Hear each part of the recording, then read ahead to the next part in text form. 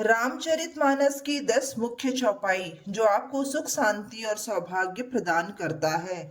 आज बताने वाले हैं रामचरितमानस की 10 मुख्य और प्रसिद्ध चौपाइयां और उनके अर्थ जो नीचे दी गई है, जो जीवन में प्रेरणा और शक्ति शांति का मार्गदर्शन देती है।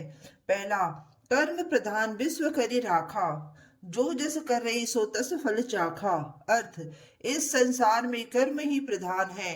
मनुष्य जैसा कर्म करता है उसे वैसा ही फल प्राप्त होता है। दूसरा, धर्म धीरज मित्र अरु नारी, आपत्काल परिखिय चारी। अर्थ, धर्म, धैर्य, मित्र और पत्नी, इन चारों की परीक्षा विपत्ति या बुरे समय में ही होती है। तीसरा, हुई ही सोई जो राम रचि राखा, को करी तर्क बढ़ावे शाखा। अर्थ, वही होता है जो श्री राम ने पहले से रच रखा है, इस पर तर्क वितर्क करके अपनी कल्पनाओं को बढ़ाना व्यर्थ है।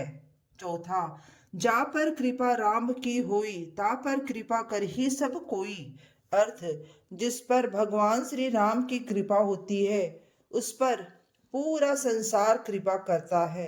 पांचवा, सुनि प्रभु वचन हरस हनुमाना, शरणागत बच्छल भगवाना।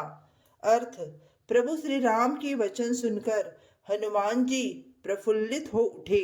भगवान हमेशा अपने शरण में आए भक्तों से प्रेम करने वाले और उनकी रक्षा करने वाले हैं। छठा, अगुण सगुण गुण मंदिर सुंदर, भ्रमतम प्रबल प्रताप दिवाकर।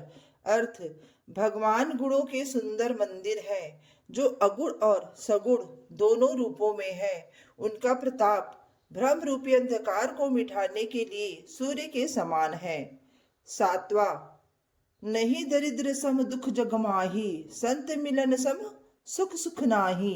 अर्थ, इस संसार में दरिद्रता गरीबी के समान कोई दूसरा दुख नहीं है और संतों महापुरुषों के मिलन के समान कोई दूसरा सुख नहीं है। आठवां, दैहिक दैविक भौतिक तापा, राम राज नहीं कहु व्यापा।